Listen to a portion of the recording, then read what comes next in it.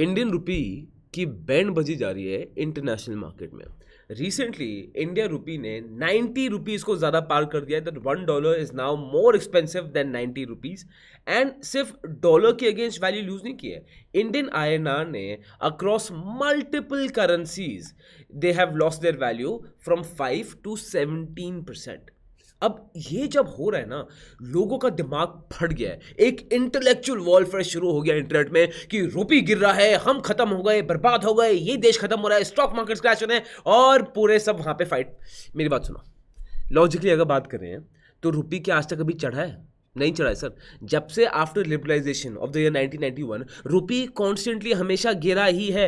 तो पहली चीज आप ये देखेंगे, from 1990 to 2000 rupee fell by 9%, फिर 2000 2010 0%, बढ़ा नहीं है। 2010 टू 2020 5% से गिरा है, 2020 टू 2025 4% से गिरा है। तो पहली चीज, इसमें ज़्यादा शॉक और सरप्राइज की बात क्या है। दूसरी चीज जो फैक्ट ये है, इकोनॉमिक्स से बताओ आपको पता है ब्यूटी क्या है? मैं आपको कुछ भी सही और गलत प्रूफ कर सकता हूं with case studies, with different theories, with exceptional case studies, क्योंकि इकोनॉमिक्स में एक्सेप्शंस होते हैं, यहाँ पे सिर्फ थ्योरीज हैं, फैक्ट्स कम है। तो कोई भी चीज आप इकोनॉमिक्स में ले आओ, मैं उसको गलत रिफ्यूट कर दूंगा, और कोई भी चीज आप ले आओ, मैं उसको एक एंगल सही रिफ्यूट कर दूंगा। And that is the beauty of economics. But इस पूरी सिचुएशन की ब्यूटी क्या है? एक कैटेगरी ऑफ लोग हैं जो भाई लग गए इंटेलेक्चुअल वॉरफेयर, उसने ये बोल दिया रुपये क्रैश कर जाएगा। इस सब भसड़ से आपको दूर रहना है, बिकॉज अगर आपको इकोनॉमिस्ट बनना है and if you want to go into that, then great, go for it. But अगर आप भाई तरह एक लॉन्ग टर्म इन्वेस्टर हो स्टॉक मार्केट्स में, आपको देखना है भाई स्टॉक मार्केट्स की वैल्यू क्या है। आपको इस भसड़ में नहीं पड़ना है, चाहे रुपी गिरे या ऊपर जाए, कुछ भी हो, मार्केट्स अच्छा चलना चाहिए, हमारे पैसे मार्केट्स में बढ़ने चाहिए। तो आज की वीडियो मैं आपको उसी एंगल से बता रहा हूं, क्या क्या कवर करेंगे। सबसे पहली चीज, रुपी गिर क्यों रहा है, सो दैट आपको एक ओवरऑल पिक्चर मिल जाए। दूसरी चीज, गवर्नमेंट्स क्या कर रही है। तीसरी चीज, stock market all time high पे क्यों बैठा हुआ है अगर रुपी गिर रहा है तो। चौथी चीज, आने वाले साल में 2026 में रुपी की क्या सिचुएशन होगी, एनालिस्ट क्या प्रेडिक्ट करें, हर एक चीज मैं आपको बताऊंगा। सो शुरू करते हैं। ये जल्दी से डिस्क्लेमर आप देख लो, क्योंकि टिप्स तो है नहीं, तो डिस्क्लेमर देखो, तब तक लाइक भी आप बता दो, मैं डिस्क्लेमर दबा रहा हूं और शुरू करते हैं। ठीक है सर, सबसे पहला क्वेश्चन आंसर करते हैं, व्हाई इज रुपी फॉलिंग। ठीक, इसके मैं आपको ब्रॉड रीजन बता रहा हूं। 4 रीजन आते हैं। पहला रीजन आ जाएगा sir, because of the Trump tariffs. जब डोनाल्ड ट्रम्प के टैरिफ्स हुए थे, रुपी फेल ड्रास्टिकली बाय 6%। क्यों? इंटरनेशनल मार्केट में देखोगे, हर चीज डिमांड सप्लाई की है। अगर रुपी की डिमांड नीचे जाती रहेगी तो क्या कोई रुपये की वैल्यू बढ़ेगी? नहीं। अगर डॉलर की डिमांड ऊपर जाती रहेगी तो क्या डॉलर की डिमांड बढ़ेगी? हाँ, सिंपल हिसाब है डिमांड सप्लाई। अब जब यूएस ने इंडिया पे ट्रेड टैरिफ्स डाल दिए हैं तो सिचुएशन क्या है? सिचुएशन सर ये है कि हमारे पास डॉलर की कमी हो रही है, बिकॉज एक्सपोर्ट्स अब कम जाएंगे तो हमारे पास डॉलर कम आएंगे, बिकॉज ऑफ विच अगेन रुपी पे इफेक्ट आ जाता है। दूसरी चीज ये है, अगर इंडिया पे ट्रेड टैरिफ्स लगे हुए हैं तो बाहर की कंट्रीज भी इंडिया से रेजिस्ट कर सकती हैं, बिकॉज ऑफ विच रुपी की overall value, overall demand, overall world वो नीचे आती है, तो रुपी करेंसी नीचे आती है। पहली चीज, ठीक है। दूसरी चीज जो अगेन हम सबको पता है रीजन, कि यार इंडिया का ट्रेड डेफिसिट काफी ज्यादा खराब है। व्हेन आई से ट्रेड डेफिसिट क्या होता है? When import is higher, export is lower. हम ले ज्यादा रहे हैं, दे कम रहे हैं, राइट? इंपोर्ट एक्सपोर्ट की बात है। अब इंडिया हाँ एक्सपोर्ट में ओवरऑल ऊपर जा रहा है, काफी कुछ सालों से गवर्नमेंट्स को पुश कर रही है, बट अभी भी ट्रेड डेफिसिट बहुत ज्यादा डीप है, और इसका एक बहुत कोर रीजन है क्रूड ऑयल। जैसे ही ऑयल की पैसे बढ़ती है, हमारी बच जाती है बैंड हमारी देश की। Why? Because we are too much depend oil, जिसमें इंडिया काम कर रही है, but that solution will come long term, right? तो अभी आप देखेंगे ट्रेड डेफिसिट इंडिया का बहुत ज्यादा खराब हो चुका था। व्हाई? बिकॉज अब लोगों ने गोल्ड भी खरीदा है, फेस्टिव सीजन था और गोल्ड की प्राइस भी बहुत आई थी, तो बहुत सारे डॉलर्स इंडिया से गए हैं, right? And that is why you will सी, अगर आप एक्सपोर्ट्स भी देखेंगे, exports look at this graph, कितनी बुरी तरह नीचे गिर के यहाँ पे पहुंचे। सो एक्सपोर्ट्स भी फर्क पड़ रहा है इनसे। तो इसके वजह से अगेन इंटरनेशनल मार्केट में रुपए की वैल्यू कम हो रही है, उनकी डिमांड कम हो रही है, रुपये नीचे आ रहा है। ठीक है, पहला रीजन क्या है? Donald Trump. सेकंड क्या है? Tariff issues. थर्ड बात क्या है सर? जो अपना करंट अकाउंट डेफिसिट है वो भी बढ़ता जा रहा है। अब 2026 में it was forecasted by the government कि हमारा डेफिसिट होगा 1.2%, बट डेफिसिट कितना आ गया है? 1.7%।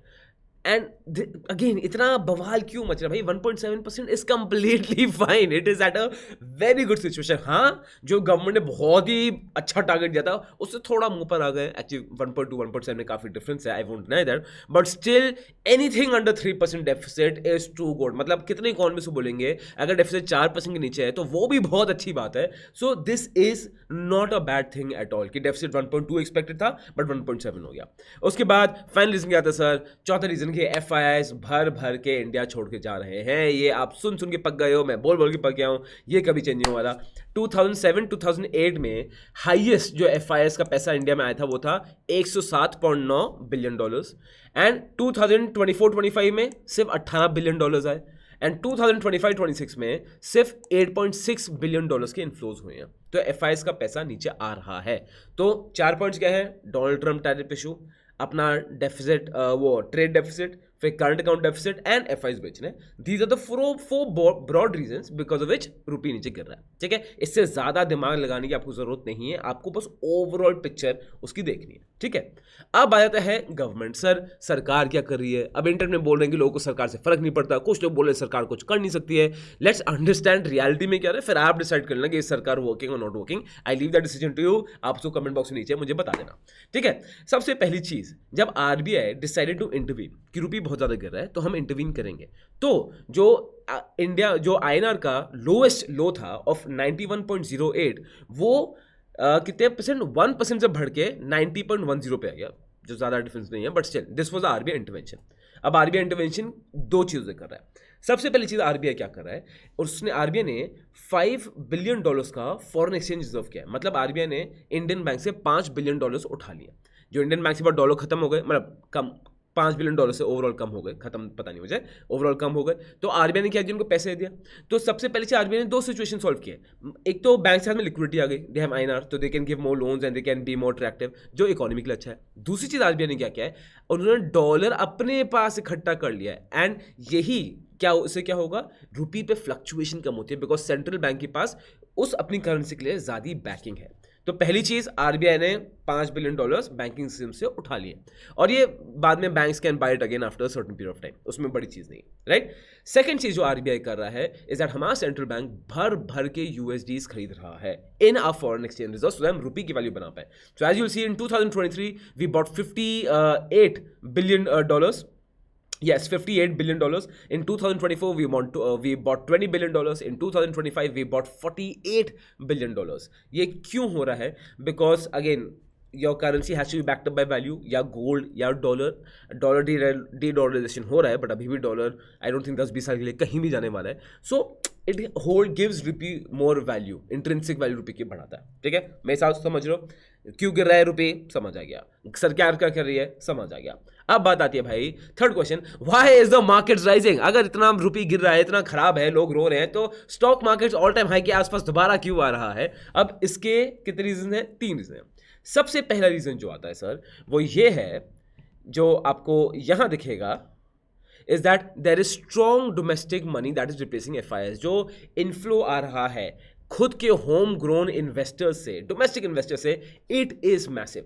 सेकेंड रीजन जो यहां पे आता है सर, वो ये है, इज दैट गवर्नमेंट और सेबी क्या कर रही है, उन्होंने GST रैशनलाइजेशन कर दिया है. सेबी ने वो म्यूचुअल फंड्स के एक्सपेंस रेशियोज को कैप कर दिया है, उसको कट कर रहे हैं. मतलब बेसिकली लोगों की डिमांड बढ़ा रहे हैं, लिक्विडिटी ज़्यादा इकोनॉमी में आ रही है, दैट्स गुड. एंड थर्ड चीज़ ये है, RBI के स्ट्रैटेजिक मूव्स रहे हैं. ठीक है, उन्होंने कैसे, जब रुपी नीचे गिर रहा था तो उन्होंने रुपी को ज़्यादा रोका नहीं, सो दैट हमारे एक्सपोर्ट्स बेटर होते जाए. And overall it's been at a good strong picture. तो why stock market still rising?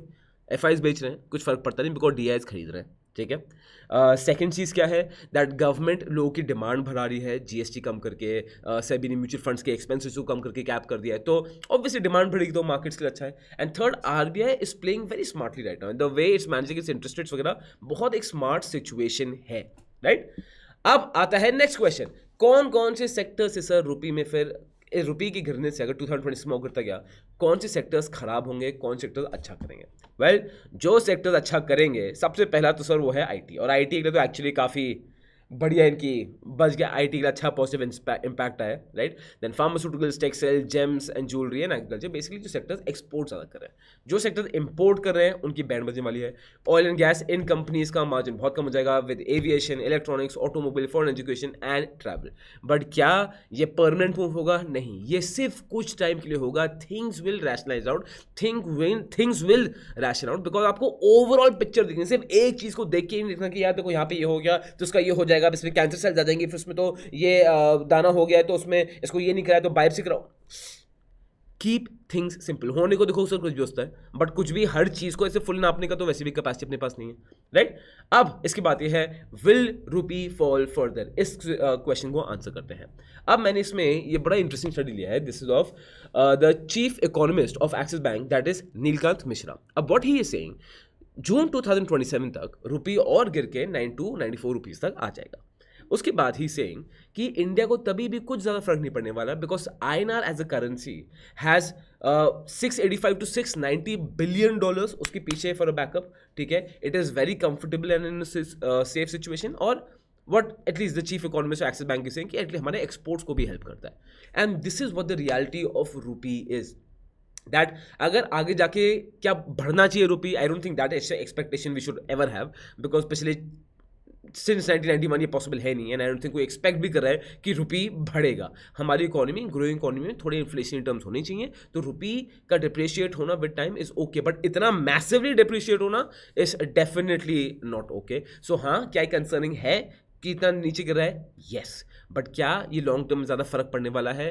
As of things now no, India का फिस्कल डेफिसिट कंट्रोल में है, इंडिया के पास अच्छा बैकअप है currency, and if you want to understand the currency things much deeper, and I highly recommend that you should, तो ये video देखो। मैंने इसमें समझाया कि अगर इंडियन करेंसी गिर गई, राइट, तो क्या एक्सपोर्ट्स के लिए बेटर है या फिर ये नेगेटिव इंपैक्ट ज़्यादा देगा। दूसरी चीज़, जापान चाइना ने अपनी इकोनॉमी उठाई थी करेंसी गिरा के, तो क्या इंडिया के साथ भी वही सिचुएशन हो रही है? If you want to understand the ins and outs of the currency wars, video 20-25 minute की है, बट बहुत इन डेप्थ है, चेक इट आउट। एंड अच्छी लगे तो सब्सक्राइब कर लेना और लाइक कर देना।